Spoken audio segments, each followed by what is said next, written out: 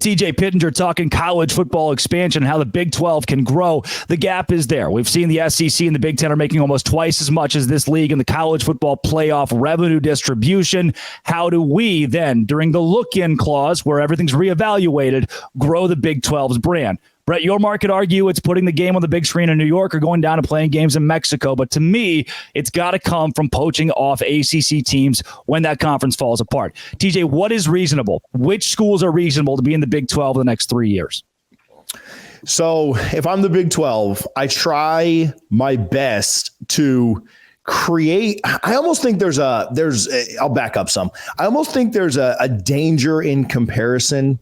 And so if I'm the Big 12, I have to kind of accept my place as I probably cannot get to where the SEC and the Big 10 are. But what I can do is make the Big 12 as good as possible. And I was watching Josh Pate last night, and he said the Big 12 is probably going to be my favorite conference to watch because there's going to be more competitive balance there. And in college football, it's gone away from this, but the regular season means so much. And the revenue and the TV dollars that come in because of the regular season are phenomenal. Yeah. And that just isn't necessarily the same in other leagues, the NHL, the NBA, the MLB. I think the regular season is just there. It's a means to an end. You get to the postseason and we find out who the champion is. That's all people care about. Most people that are not diehards of a certain sport or team literally just tune in for the NBA playoffs or the NHL playoffs or the MLB. That's all they want to see. College football is different. And so the Big 12 can just focus on making the Big 12 product as good as it possibly can be.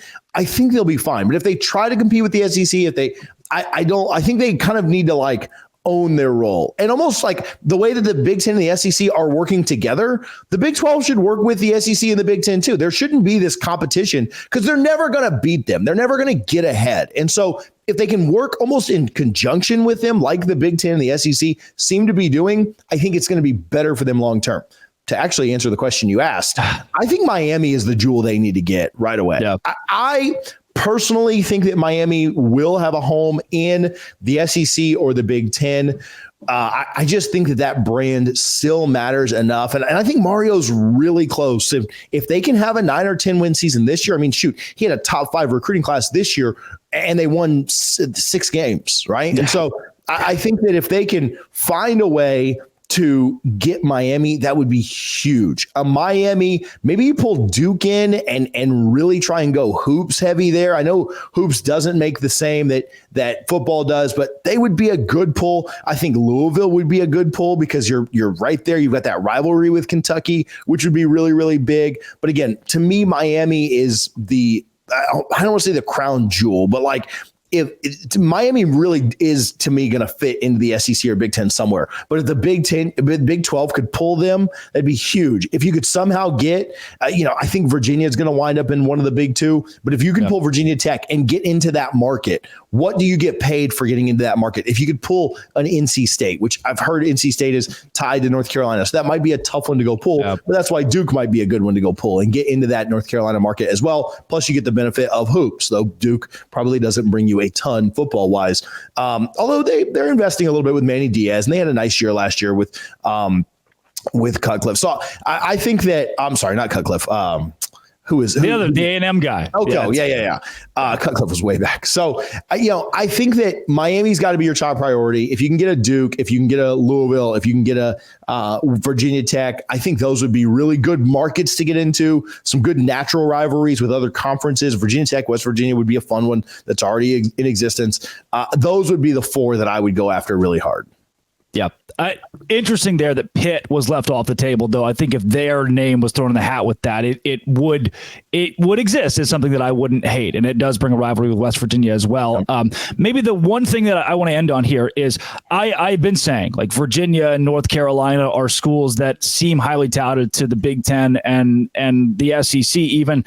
The consensus from listeners has been, well, those teams don't really win consistently in football. They don't, those aren't power brands in football. But to me, and what I continue to reiterate, it's more about your profile, your valuation, how much money you are worth as an athletic department. Can you speak on that at all? Because to me, it's not that football wins equate necessarily a brand in totality.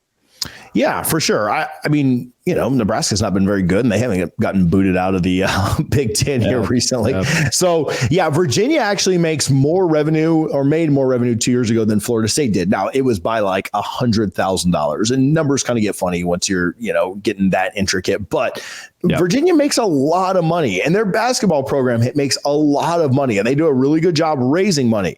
It would also be a brand new market, right? And so that's a big thing that I think people are leaving out, is the new markets for TV. I think that when you look at, they don't want SMU because the Big 12's already in, the teams are already there, right? The SEC's already in tech. They want a team like Virginia, which is a brand new market. When you look at Virginia and Virginia Tech, is Virginia Florida State or Clemson? No.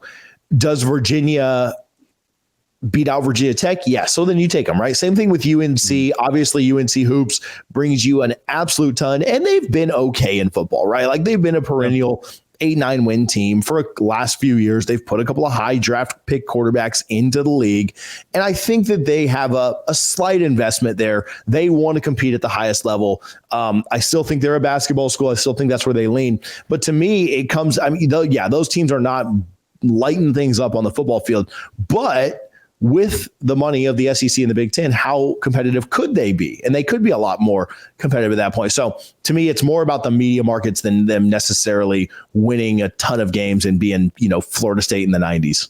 Yeah. Yeah. So if you're a Big 12 fan and somehow this conference lands Virginia and your first thought is, well, they only won 2 games or 1 game last. No, that is what you miss is the money that comes with a brand like Virginia and the way they are valued across the college football platform by TV companies that give you that money. TJ, this beautiful. I love it. The whole expansion conversation to me and the ins and outs of what can happen and how it will happen. The word impossible doesn't exist here.